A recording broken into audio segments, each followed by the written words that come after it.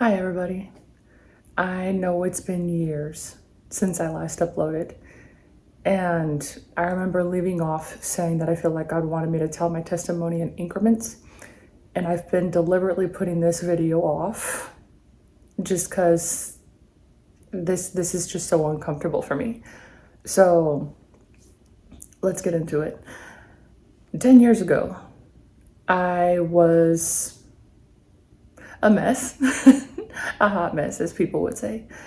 I was pretty much couch surfing. Well, not really couch surfing, just going from place to place. Not really finding any peace anywhere. I was burning a lot of bridges at the time. I was working very hard. Everything for me was money, money, money, being able to eat. My life was split between two different things, money and food.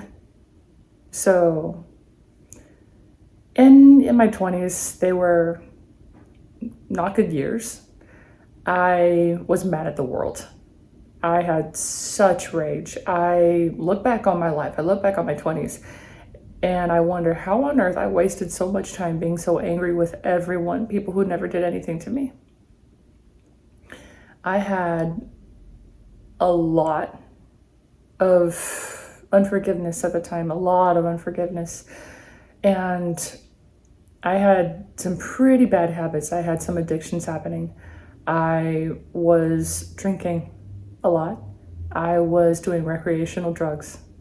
I was with men. I was living a rather unforgiving, reckless, very belligerent, promiscuous life. So at some point in my mid-20s, I sank so far into a depression, and at that time I was also experiencing anxiety attacks. I remember getting my first, scratch that, I don't want to claim it, I remember getting the first anxiety attack at a job. I had no idea what brought it on. I just remember being like super stressed, and I had experienced that level of stress before on the job, and it was a very, very toxic work situation. But something was very different about that time, that I just buckled under the pressure. I just remember feeling like something was constricting around me. It was very scary. It was eerie, sort of. And I remember having to just escape everything. I went outside, I sat on the bench, I was shaking, like almost violently shaking. So I had no idea what it was at the time. It was only until later, after the fact, that I learned that what I was experiencing was, an anxiety attack.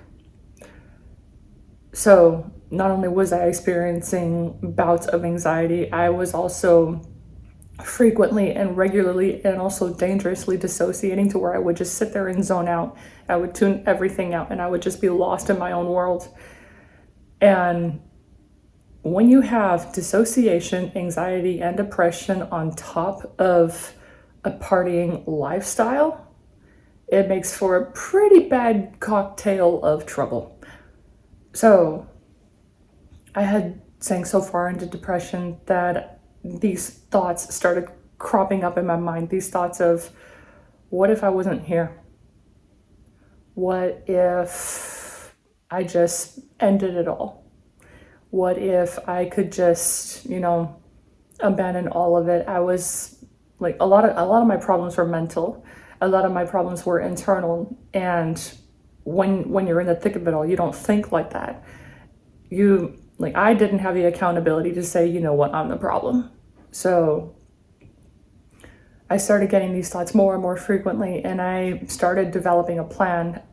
I was ready to write out a bye-bye note.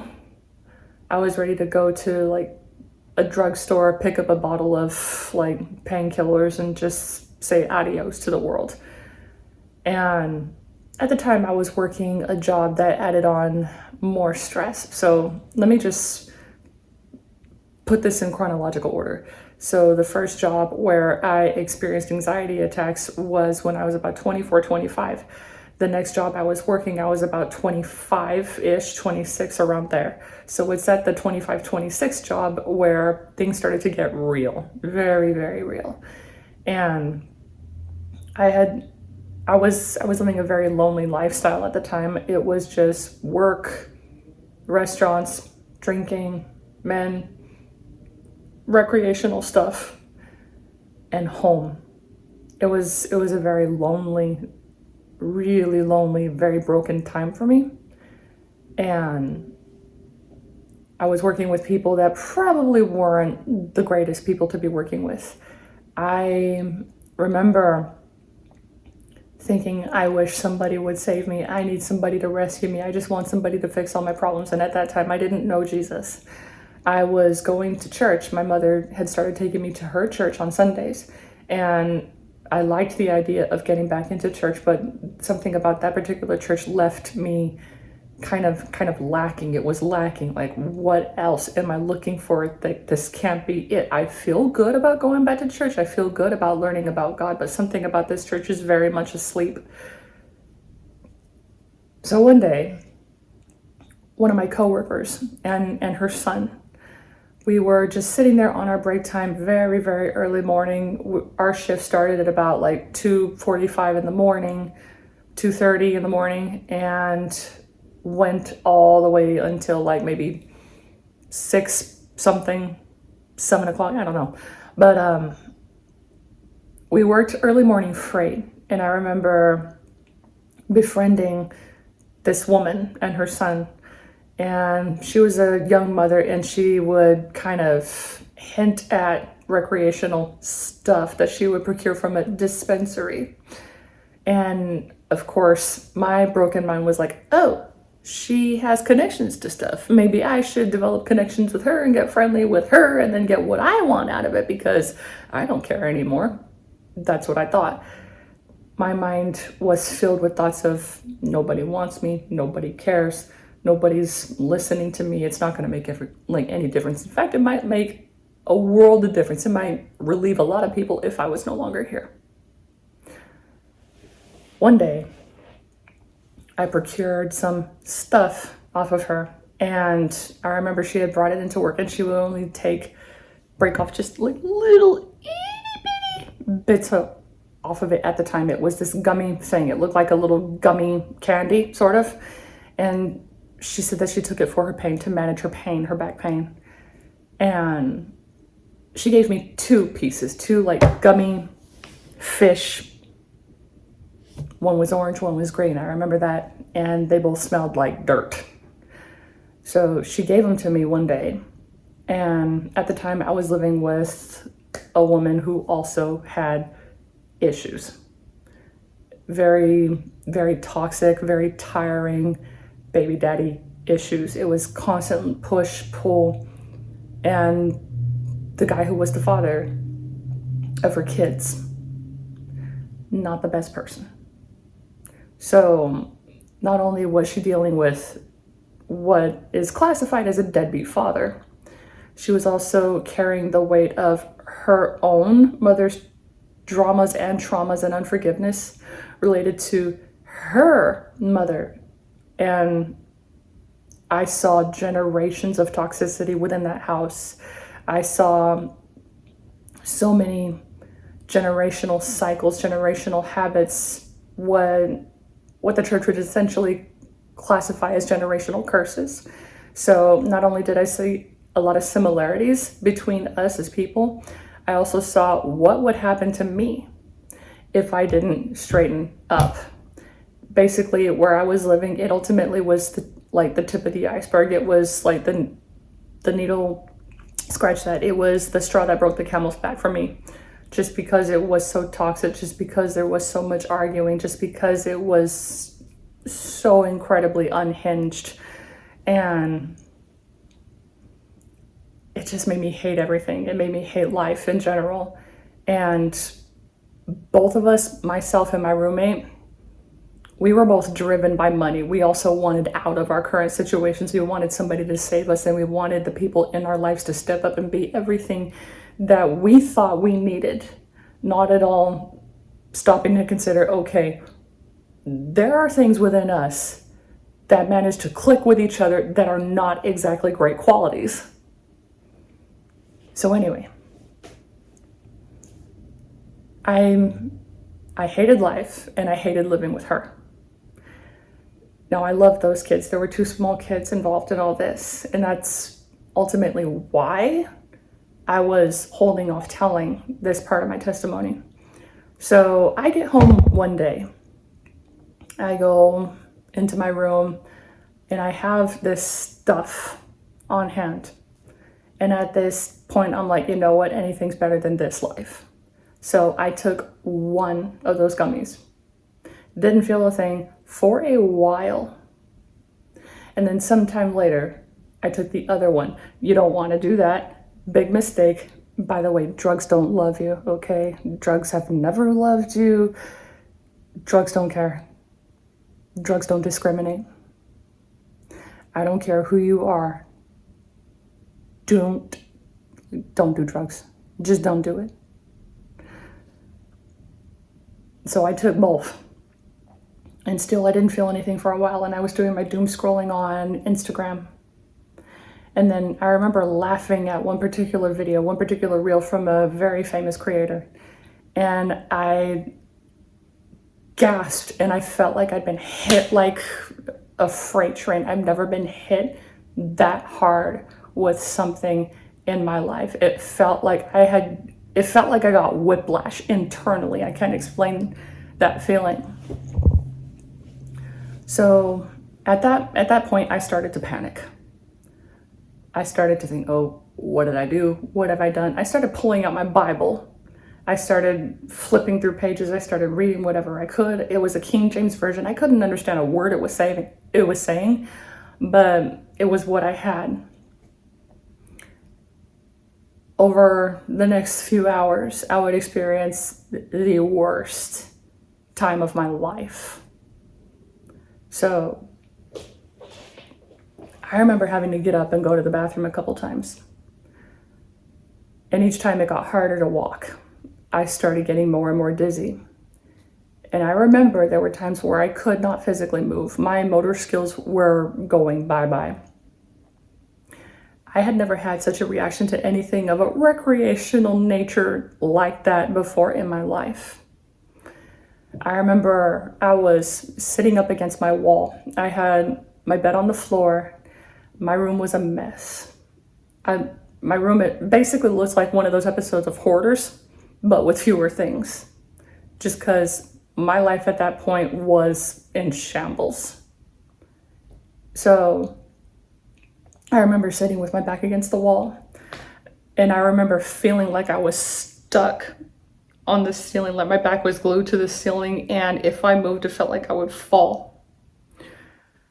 I remember looking at that wall across from me and thinking it was below me. And I remember hearing things like this chant that was over and over, and it was percussive, and I just remember this ringing noise that kept going over and over, and it was like a broken record. And as the hours went by, it got louder and louder, and it looked like this beautiful tropical paradise, but the fear gripped my insides. I've never been so gripped with paralyzing fear, just terror in all my life. And as time progressed in that night, I remember, I'll show you on the screen here, the hallucination started up here, and everything else just kind of got, a little bit darker, kind of muted, a little bit muffled. And then that hallucination started going lower and lower, and down here kept getting more faded and darker and darker. And what I was seeing and hearing just kept getting louder and louder. And I managed to get to the bathroom, fairly okay, or at least that's what I wanted my roommate to think at the time. I was walking back and forth. I remember 2 bathroom visits before I lost all motor functions. So, about the second time, I came back and I knew I was in trouble. So, I felt worse and worse and weaker, and I just felt like I've made a huge mistake, and I did. And I remember getting down on the ground. I was on my bed, well, on the floor. And I remember saying, God, if you get me out of this, I'll do whatever you ask. And I just said that a few times over and over. I said, I'll do better. I don't know what I promised. I just remember saying, I'll do whatever you ask. I'll do better. Like, I really wanted to change at that point because I had been wrapped up in so much regret and so much self-hatred and so much insecurity. And I had burned so many bridges in my life to the point where I felt well and truly alone. And I've hurt a lot of people at that point. So there I was, about 25 years old, about to kick the bucket. Because something inside my spirit, my very soul knew that I didn't have much longer. I mean, not that I almost didn't make it beyond that night. It's something that you feel, that you know, and it is very alarming. Needless to say, I felt the fear of God at that point. And I felt very nauseous, very, very nauseous. I couldn't really see reality because I was so lost. I was gone. I had literally and figuratively lost my mind. And feeling like I would go out like that, I just felt so much shame. I was well and truly ashamed. So that third and final time I went to the bathroom and I couldn't hardly walk. So there I was trying to do my business and all my muscle function was gone. It left. I could not physically move. I couldn't move my head. I couldn't move my arms. I was just wilted. My body was going. And I just felt like, this is it. This is how I'm going out. I haven't been married. I haven't had kids. I've never fallen in love. I've not gotten to do anything that I wanted to in my life. I'm gonna go out alone. And after putting my head down on the ground, before I went back to the bathroom, I just remember hearing this very faint voice, this very, very faint whisper of a voice telling me, it's gonna be okay. It's gonna be okay. Over and over like a broken record, it's gonna be okay. And while I was hearing that voice saying it's gonna be okay was at war, was clashing with the hallucinations, with the things that I was hearing. One was trying to overpower the other, but the one saying it's gonna be okay is what I held on to. And I was so scared. So fast forward to when I'm still on the John, not my proudest moment, not my finest work. Wilted like spinach, pretty much. I just remember feeling like, oh no. Next thing I know, graphic, I know. It came in waves and it would not stop. I didn't know I had that much in me. I couldn't see anything. Well, not much of anything. I couldn't see a whole lot of what I was, physically looking at. I just remember my vision getting darker and darker and darker and thinking, is this what nothing feels like? Is that what nothing looks like? Because I was still having hallucinations, but not the same ones. These hallucinations were dark, very, very dark. I'd never seen anything so dark in all my life. I've never seen such darkness, and I've been in some pretty dark rooms at night and I saw like these little blips, these very dim blips of what looked like anatomical structures of blue and yellow and green. And I thought, I'm being reduced to nothing. And I still have this voice in my head saying, it's going to be okay. It's going to be okay. And I had to trust it. I had to rely on that voice because I wasn't saying it. My roommate at the time and her baby daddy were not saying it. The kids were asleep. I just heard it very loud and clear, like this resolute, it's going to be okay. And I had to have been there, I don't know how long. I want to say it was about like 30 minutes, 45 minutes, almost an hour I was in there. And my roommate, God bless her, comes knocking on the door. She calls my name. She goes, "Are you okay?"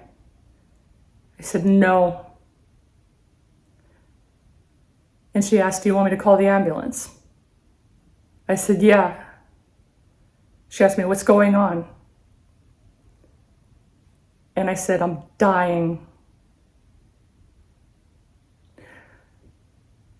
I felt so much rage. This was an unnatural rage that I felt. So she asked me if I could open the door. I said no. So she goes to get a butter knife. She pries the door open and she sees the mess. I just remember hearing, "Oh my God." So she helps me to stand up. She helps me to get to my room. And at that point, I was screaming profanities at her and at her baby daddy. I was not at home for a lot of the time that I was there because I just wanted out of there, just because it was so bad. It was so toxic. It was frankly illegal because the landlord didn't know that I was there, but she was taking my money. I was there because her baby daddy had left. She kicked him out. And all they did was argue. All they did was, just she tried to make things work. But all I remember of her was going outside to smoke instead of tending to her kids. I tended to the kids. Yes, I know it's none of my business. And no, I should never have, poked my nose into where it doesn't belong. But at that point, well, scratch that. I keep saying that a lot. But in that time, I was just feeling sorry for them because they had to watch their mother abandon them for cigarettes all the time.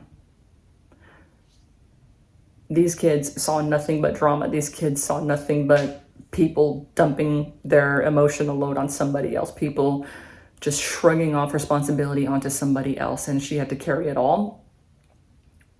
So basically, there were a bunch of selfish people under one roof. And the only pure ones under that roof were the kids. I remember screaming at my roommate, just screaming at her. "I'm not even legally here. I'm not supposed to be here. You don't care about these kids. I care about these kids more than you do. Like, you just abandon them for cigarettes and you can't be a mother, blah, blah, blah." It was horrendous. And then I heard him open his mouth. And I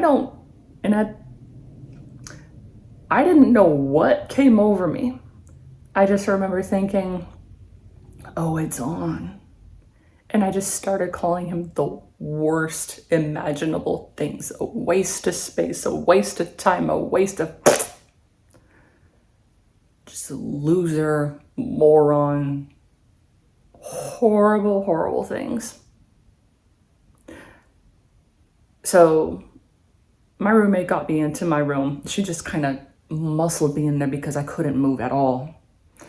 Like, my whole body weight was just like slowly but surely like dying. So she put me in my room. She put the garbage can in front of me and I was pretty much dry heaving at that moment. But my body was still very much trying to reject everything that was in my system. A little bit later, the ambulance, comes, the paramedics come in, They're trying to ask her what's going on, and all she says is, I don't know. I don't know. She just comes home and she crochets. I don't know where she goes. She really had no answers for them. And I heard the pity in her voice. I heard the sorrow in her voice, just kind of like, oh, she really doesn't do anything. Oh, she really is alone. And that's pretty much, the life that I made for myself. Because I lacked accountability and everyone else but me was the problem. I was never the problem. I'm a perfect saint. No, I wasn't. I frequently tell people when I tell them my testimony, you would have worn orange because of me. And you would have stood up in court in a jumpsuit, in chains saying, all right, I'm going to save everybody a lot of time. Yes, it was me. No, I'm not sorry. Can we go now? Because that's the kind of person I was.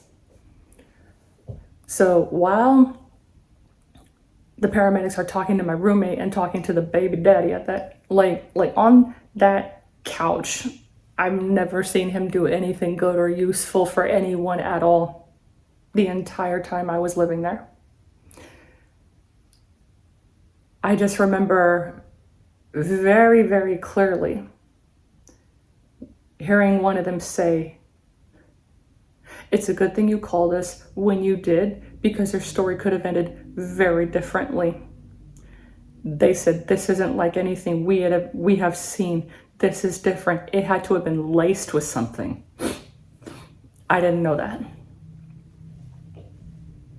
I didn't know that my situation would get that bad to remember paramedics saying, this is new, this is different, this is terrifying. So I'm wheeled off to the hospital. I remember holding a conversation with the paramedic, and I'm trying to be funny. It really wasn't funny.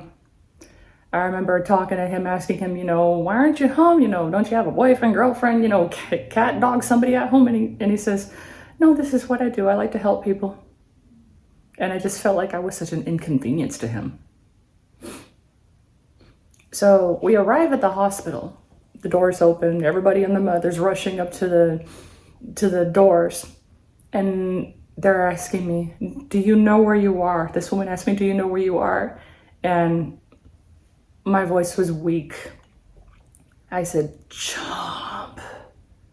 She says, good, that's good, very good. You are at Chomp. And so they wheel me in. I'm still screaming bloody murder. I'm screaming these horrible profanities. And I think I fried the filter out of my brain.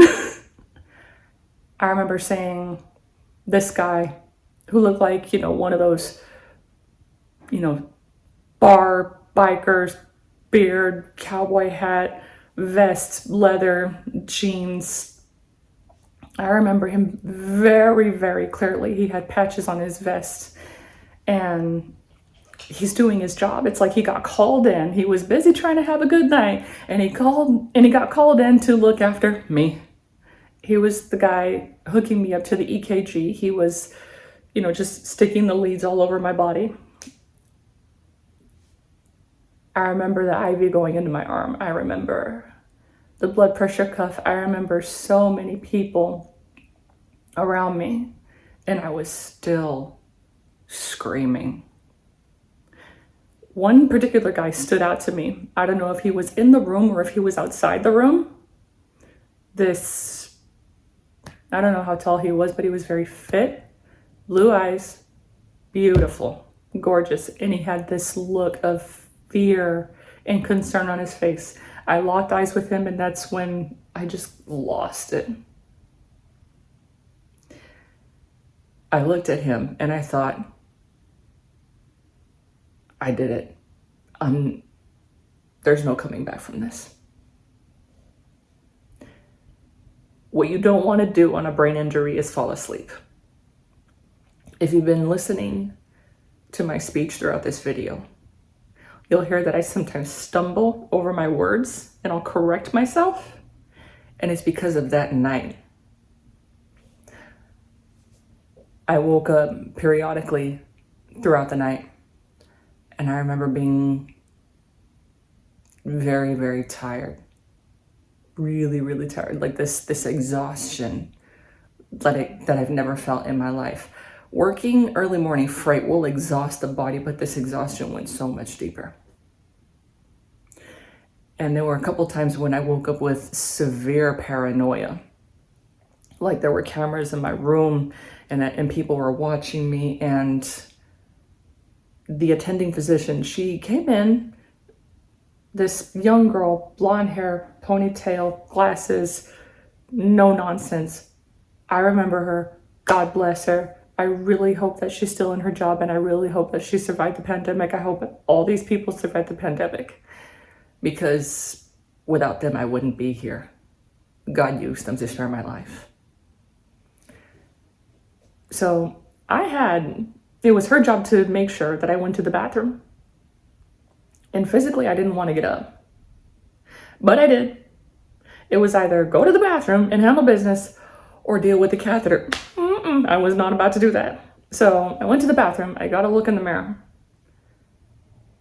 And it was kind of jarring seeing myself in the mirror like that, in a hospital gown, in a situation of my own making, something that I didn't want to happen, but something I landed myself in. The next morning, I woke up. It was time for me to leave. I didn't have health insurance at the time, so the hospital helped me to get on some health insurance. And I said, I don't have any clothes, so they gave me some clothes, because the clothes that I was wearing were just covered in God knows what. They gave me some clothes, and I procured some bus passes. I walked outside to catch the bus. All the trees and the sun and the cool morning air. If you can imagine the sharpest quality camera ever, picture picture quality, but on steroids. I started noticing the details in the trees and the leaves. I noticed the detail on people. I noticed their facial expressions. I noticed how so many people on Earth walk around with their head down for whatever reason. Not a whole lot of people will pick up their head and look in front of them and pay attention.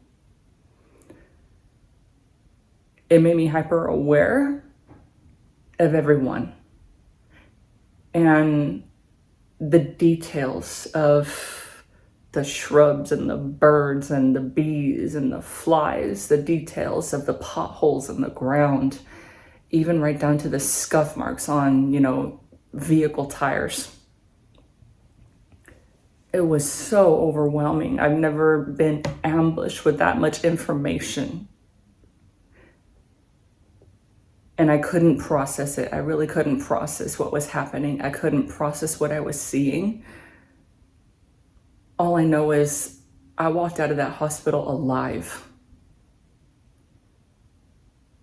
And I thought, I gotta get out of here. I can't stay here. I need to go. So I caught the bus. I went home.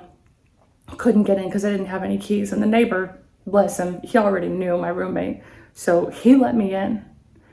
And I started throwing stuff out. I started going through everything. I started organizing my car. I started pulling stuff out of my car. I was just doing chore after chore after chore. Get rid of this, get rid of that, get rid of this, get rid of that. And I just started cleaning house because I hated everything. I hated what my life had become. And I just felt God tell me, go to Los Angeles. I said, but my dad's there. And he said, yeah, go to Los Angeles. I said, but I have to transfer, and transfers take forever. And he says, don't worry about it. Put in a transfer at your job. Call your dad and tell him you're coming. And that's what I did.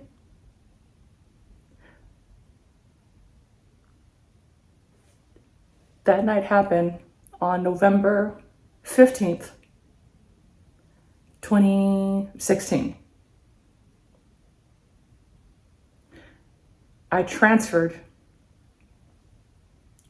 to Los Angeles in February of 2017. God accelerated the transfer process. It made sure that I had a place to call home, I had my family, I had a job, and somewhere safe.